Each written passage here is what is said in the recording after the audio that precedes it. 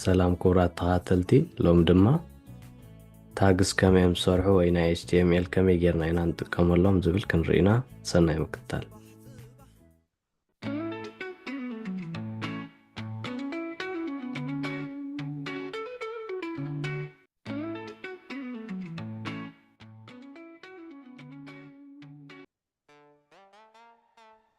أبز حالة فخصة أبزي عينا بتحنا نيرنا هجد ما زيوم تاغس كمي إنا نتقام اللوم زبل كنرئينا مجمرة HTML بخمزي إزغاو ميلنا إذا كالا عينة تزخون CSS وي نوت تزخون وي كالا كمزا عينة structure وي إذا حبر إذا خمزي مخانا نيرو إذا باري قال زبل زلو كمزا عينة حبري مخانا نيرو نابنت نوت انت غيرنا يا وي ناب نوت انت غيرنا እዚ ኩሉ ጽሕፈት ጻዕዳ እዩ ዝغير ምክንያቱ ከም ኖት ኢሉ ስለ ዝወስዶ ማለት እዩ ንኣብነት ኣብዚ ኣኼድና ከም ቄራት ተፈቲና ራይት ክሊክ ጌርና ኣብዚ ሪኔም ዝብል ዘሎ ኼድና እዚኣ ሞ ኢንዴክስ ክንቀይራ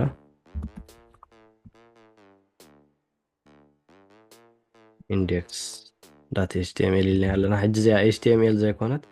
ኖት ተገይርና ያ ንኣብነት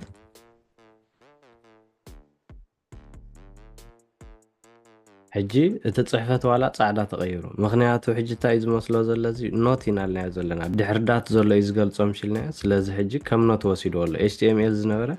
ከም ኖት ወሲድዎ ኣሎ ማለት እዩ ስለዚ ሕጂ ኦፕን ዊዝ ላይፍ ሰርቨር ወይ ኦፕን ኢን ዲፎልት ብራውዘር ክንብሎ ተደልና ዋላ ኣይሰርሐልናን እዩ ምክንያቱ ኖት ስለ ዝኾነ እዚ ማለት እዩ ኣብዚ ጌርና ክሊክ ኢልና ኣይሰርሐልናን ዘሎ ስለዚ HTML ኣይኮነን ዘሎ ማለት እዩ ሕጂ ሕጂ ግን ኣብነት ኣብዚ ኸይድ ኣነ HTML ከመይ ይሰርሕ ወይ ናይ HTML ታግስ መጀመርያ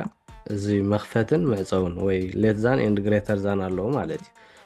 ኢንዲንካ ግሬተር ዛን ጌርካ ስላሽ ጌርካ ተዓጽዋ ማለት እዩ ስለዚ እቲ ክትቦ ትደሊ ሄድ ዋን ዲዩ ፓራግራፍ ዲዩ ሊስት ዲዩ UL ዝብል ኣሎ ድሓን ክንሪኦም ኢና ቀሲልና ግን ንሱ እንተኾይኑ ሕጂ ኣብ ውሽጢ እዚኦም ዝኣቱ ሕጂ ንኣብነት ሄድ ዋን እንተኾይኑ ሄድ ዋን ምስ በልክዎ ብድሕሪኡ ኣብ ክልቲኡ ሕጂ ሄድ ዋን ኣብ ዝኣት ያላ ማለት እዩ ሄድ ዋን ሕጂ HTML ብኸምዚ ዝቆመ እዩ እዚ ዋላ ንኣብነት ንግዚኡ እንተጥፊና ሄድ ዋን ኢልና ያለና ሕጂ ነዚያ ሕጂ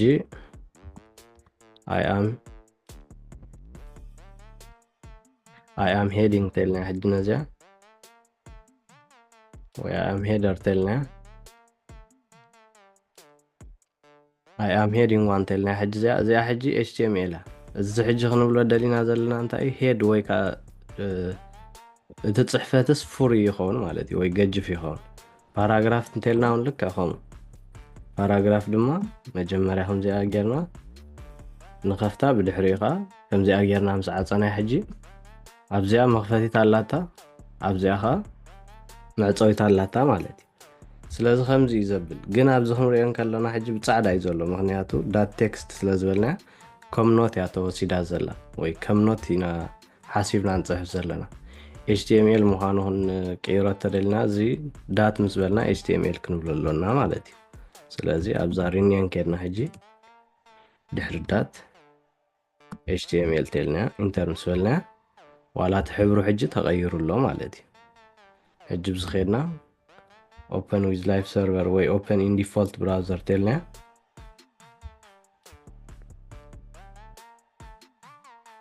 ኣብዚ ኸድና ምስራና ሕጂ ዝኸም ዝበልና ገጅፍ ወይ ካብ ጽልም ዝበለ ኾን ይምሽልና ሄድዋን ስለ ዝኾነ እዚኣ ሕጂ ሄድዋን I am heading one ይብለና ኣሎ ኣብዚ ኸ I am paragraph ትብል መጽያትልና ኣላ ማለት እዩ ስለዚ HTML ብኸምዚ ይዘብል ግን ከምቲ ኣብቲ ዝሓለፈ ቪድዮ ዝበልና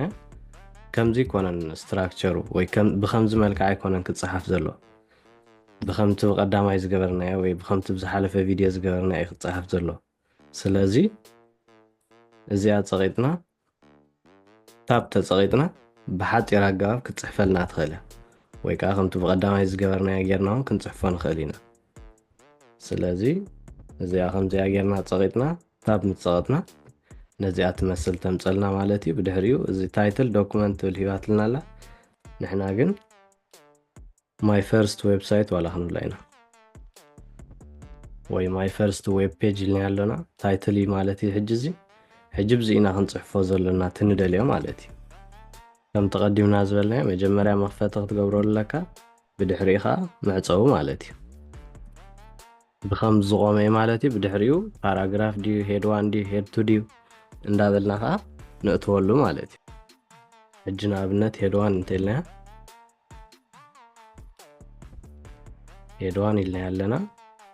this is my first web page ተልና ብድሕሪኡ ኣብ ብራውዘር ከድና እንተሪና እዚኣ ክትወፅልና እያ ማለት እዩ ሕጂ ሄድ 1 ሄድ 2 እንዳበልካ ክሳብ ሄድ 6 እዩ ዘሎ እቲ ፍልልዮን ከዓ ሄድ 1 ገጅፍ መልክዕ ወይ ብፍሪ ዝበለ ይውፅልና ሄድ 2 ካብኡ ቁሩብ ደቂቕ ዝበለ ሄድ 3 ከዓ እንዳደቀቀ ከምኡ እንዳበለ ይውፅልና ማለት እዩ ሕጂ ኩሎም ንኣብነት ካብ ሄድ 1 ጀሚርና ክሳብ ሄድ 6 ክንከዶም ተፈቲና ነዚኦም መስሉ ማለት እዩ ካብ ሄድ 1 ጀሚሮም ክሳብ ሄድ 6 ኣብ ብራውዘር ከድና ሕጂ ኦፕን ዊዝ ላይቭ ሰርቨር ተልና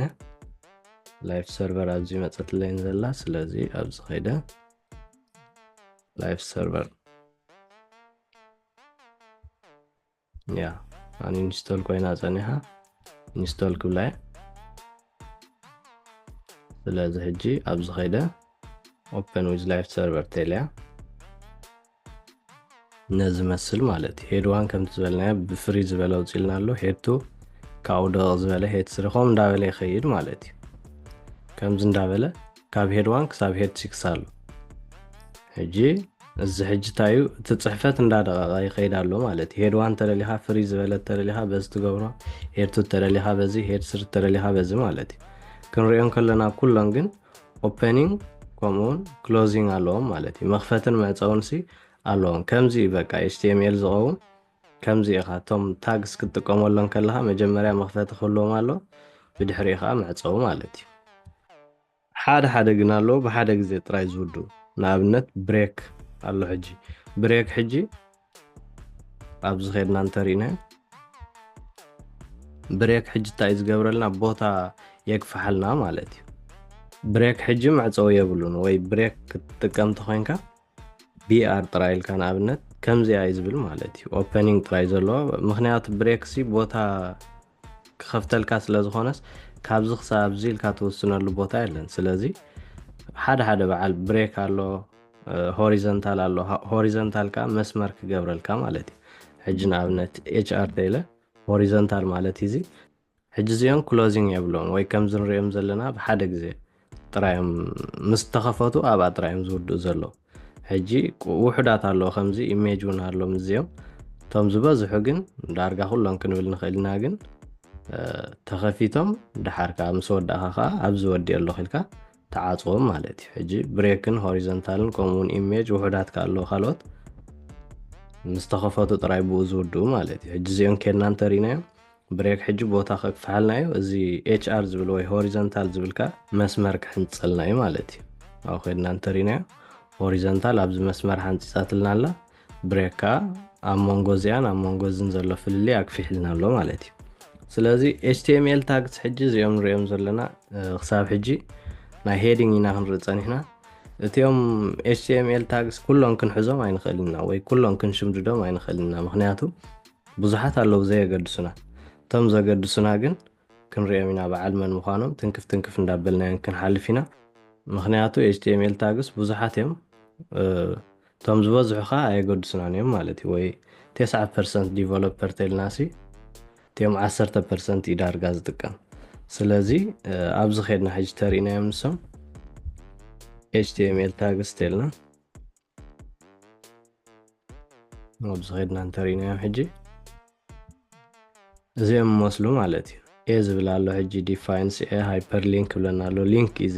ኣብዚ ምሽ ሊንክ ሕጂ ንኣብነት ዝኾነ ሊንክ ፀቒጥካ ምሽ ትኸይድ እዚኣ ንኣብነት ኣብዚ ዘላ ኣብዚ ምስ ከድኩ ሕጂ ናብ ካልእ ቦታ ምሽ ወሲዳትን ከምኡ ማለት እዩ እዚ ኣንከር ማለት ክንሪኦ ኢና ዝያዳ እንዳተጠቀምናሉ ስለንኸይድ ካብዚኦም ግን ኣነ ተጠቂመሎም ዘይፈልጥ ብዙሓት ኣለዉ ዘይፈልጦም ዋላ ቅድሚ ሕጂ ማለት ኣብዚ ኣውዲዮ ይብላ ኣሎ ሕጂ ኣውዲዮ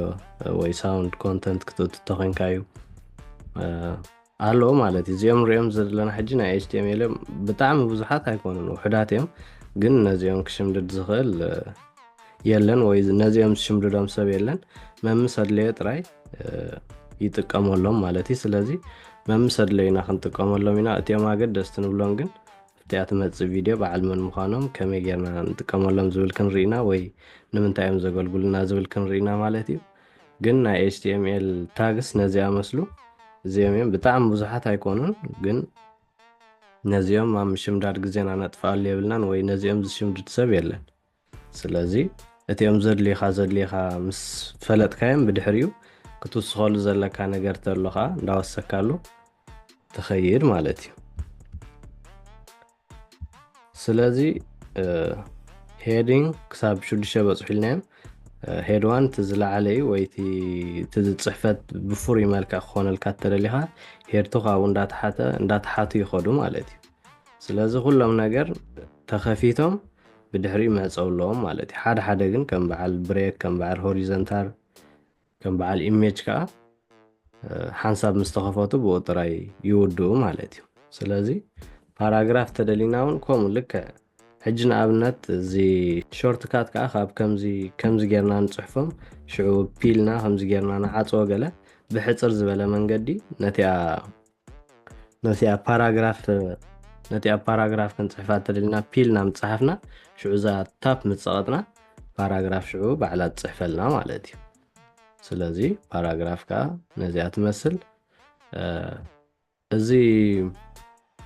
ባዕሉ ፅሕፈልና ወይ ከምዚ ንዓይ ዝገብረለይ ዘሎ ሕጂ ባዕሉ ክፅሕፈለይ ሓስባሎ ገሚቱ ምሽ ከምኡ ክገብረልና እንተደሊና ከዓ ሓንቲ ኤክስቴንሽን ኣላ ኣውቶሪኔም ትብል ስለዚ ኣውቶሪኔም ምስ በልና ሕጂ እዚኣ ትመስል ማለት እዩ እዚኣ ኢንስቶል ግበርዋ እዚኣ ሕጂ ንምንታይ ትሕግዘና ነቲ ዝቕፅል ሓሲባ ወይ ገሚታ ክትፅሕፈልና ትኽእል ማለት እዩ ወይ ትሕግዘና ንኣብነት ኣነ ፒ ምስ በልኩሲ ሽዑ ታብ ጥራይ ትፀቅጥ ታብ ምስ ፀቐጥኩ ሽዑ ፓራግራፍ ፅሒፋትለይ ኣላ ማለት እዩ ስለዚ እዚኣ ኤክስቴንሽን እዚኣ ከዓ ውርድዋ ኢኹም ሕጂ ብራውዘር ኬድና እንተሪናዮ ፓራግራፉን ልከኸሙ ፅሒፋትልና ኣላ ማለት እዩ